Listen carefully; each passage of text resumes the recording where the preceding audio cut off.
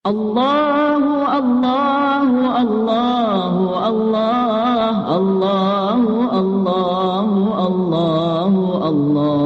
Terlanjur ku bentangkan layar, walau badai datang menggulung, walau berdentum guru di langit, walau bumi berkeping dua, takkan mungkin ku berbalik haluan. Makin tidak percaya kepada orang yang nama Nur. And my friend in past, they know about this. Saya walaupun seorang Kristian, permintaan bishop semua tolong sokong pada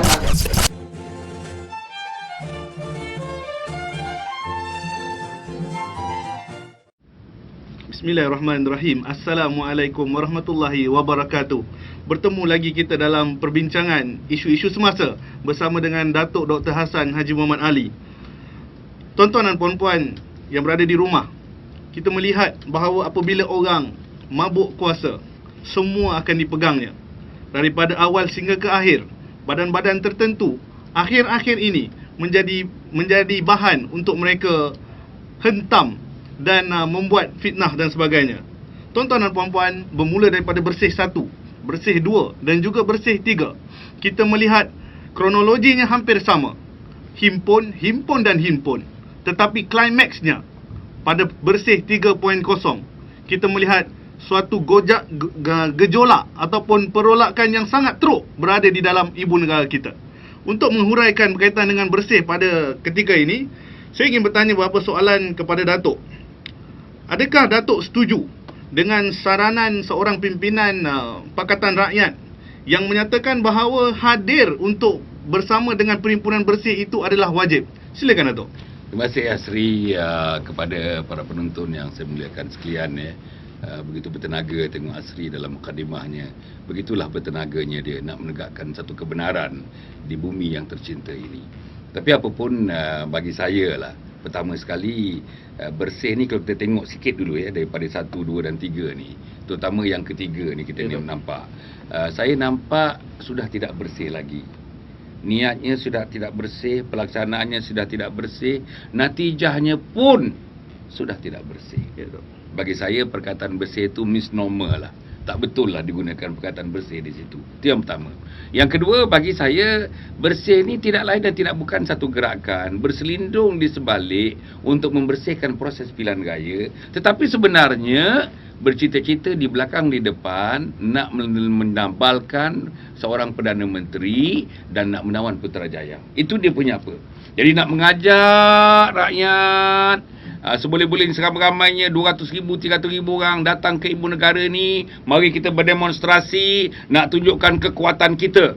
Kekuatan kita untuk kita menawan Putrajaya. Maka dia punya isu yang ada sekarang ini ialah membersihkan seluruh prosedur dan sistem pilihan raya.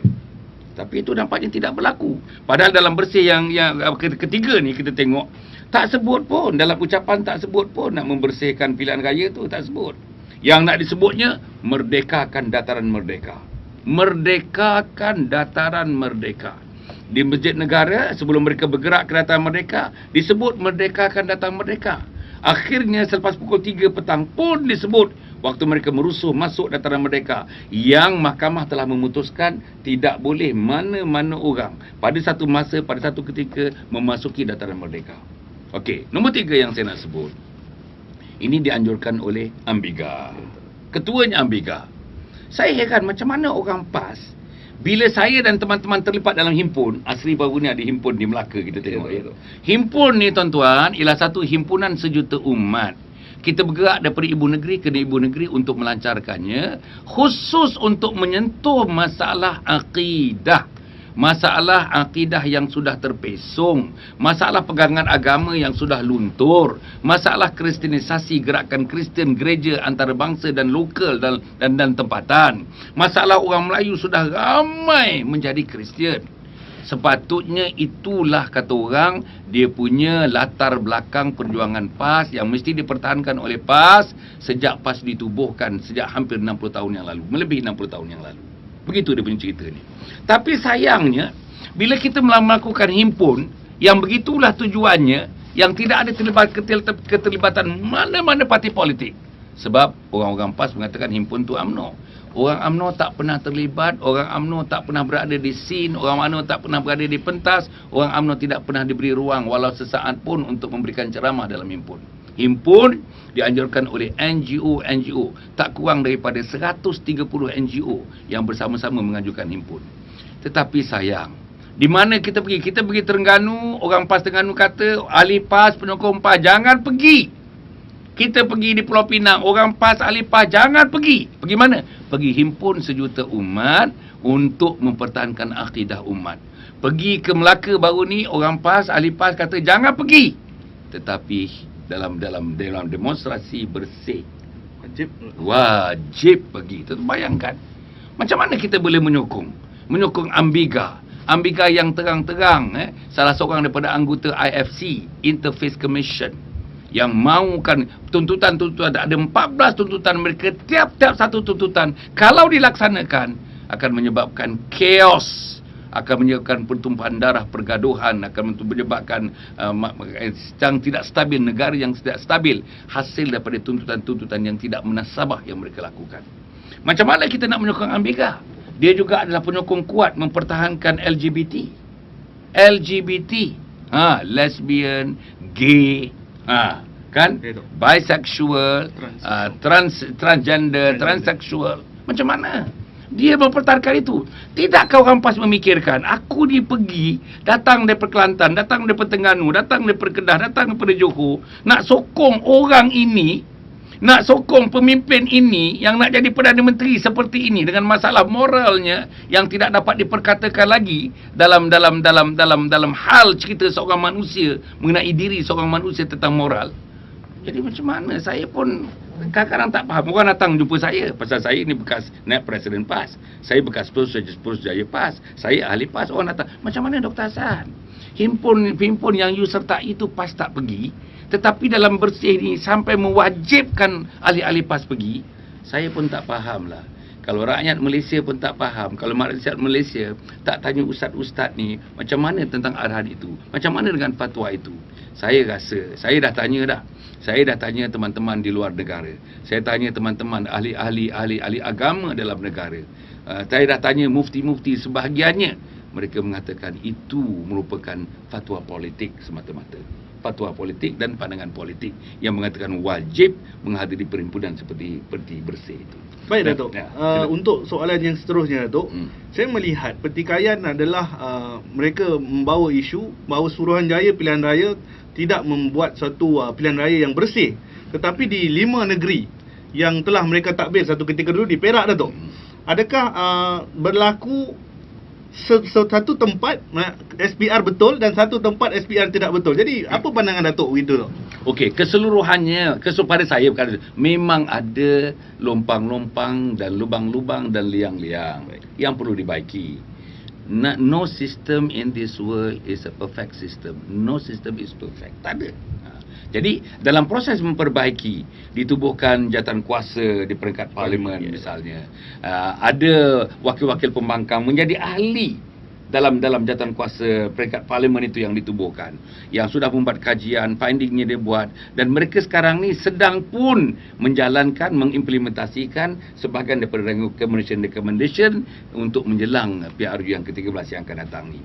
Saya nampak daripada PRU 1, PRU 2, pada saya sebagai ahli politik, pada saya sebagai pemimpin masyarakat, pada saya sebagai pengkaji masyarakat, sudah ada pembaikan-pembaikan yang dibuat mengikut kehendak-kehendak mereka yang mahukan pilihan raya diurus, ditakbir dengan penuh telus dan sebagainya.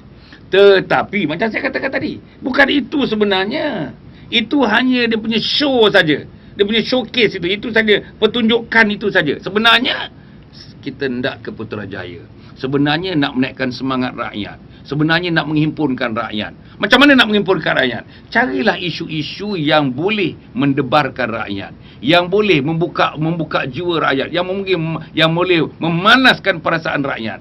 Antaranya ialah berdemonstrasi yang kita buat.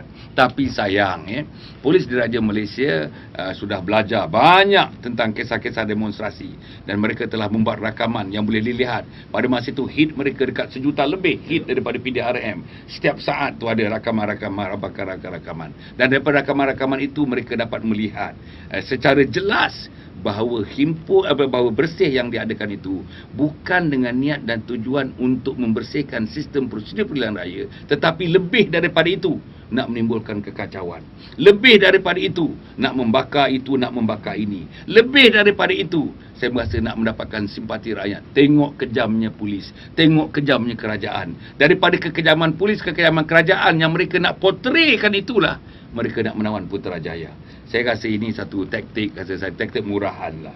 Rakyat Malaysia kebanyakannya sekarang dah ada sertifikat, yang ada diploma, ada SPM. Saya rasa rakyat Malaysia tidak mudah saya rasa untuk ditipu dengan taktik-taktik yang seperti itu. Okey Tok, untuk akhir sekali Tok, adakah berbaloi dengan himpunan yang kita lakukan bermula daripada jam 2 sehingga jam 5 petang itu Datuk, akhirnya memberi kesan kepada kota haji rakyat Malaysia di Mekah dan di Madinah? Kalau boleh Datuk boleh komen sikit berkaitan dengan isu ini. Okey, ini saya dengar waktu berita semalam, dalam berita Perdana Menteri sendiri terpaksa menelpon King Abdullah, maknanya Raja Saudi, untuk memohon kepada Raja Saudi supaya kota haji kita dikekalkan. 26,000 ke 28,000 yang akan pergi haji, 1% daripada total population dalam negara. Jadi kita diberitahu oleh Menteri Jabatan Perdana Menteri bahawa Kerajaan Saudi sedang mengkaji. Ini yang kita rasa gesah ni. Sedang mengkaji nak tengok sama ada tindakan akan dikenakan kepada Malaysia berikutan dengan demonstrasi yang berlaku di Madinah dan juga di Mekah. Saya harap Kerajaan Saudi tidak mengambil tindakan yang drastik. Kerajaan Saudi diberitahu siapa yang berdemonstrasi, bukan mewakili kerajaan, bukan mewakili sebahagian besar daripada rakyat negara ini, tetapi apa pun arang sudah diconteng. Selama ini kalau Asri pergi Mekah, pergi haji, pergi umrah dan sebagainya, sebut aja jemaah haji yang terbaik, jemaah umrah yang terbaik Malaysia. Sekarang ini saya rasa pasal dah ada arang yang sudah terconteng, rosak sebab nila setitik, macam nila ni. Sebab nila setitik rosak susu sebelanga.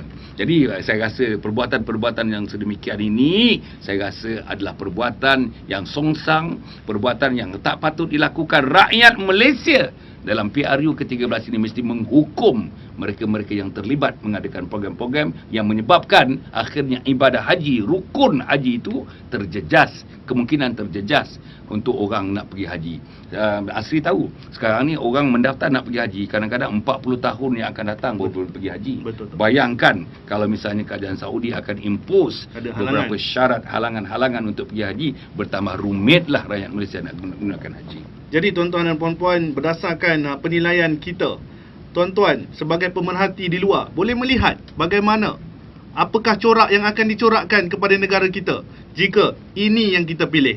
Terima kasih pada perhatian. Maaf pada kesilapan. Wabillahi taufiq wa hidayah. Assalamualaikum warahmatullahi wabarakatuh. Jangan alis sihir seru nama Maharaja, nanti segerombolan hantu bisu yang menjelma. Guna hak berfikir sebelum hak untuk bersuara. Kalau terpelajar sila guna hak Miranda.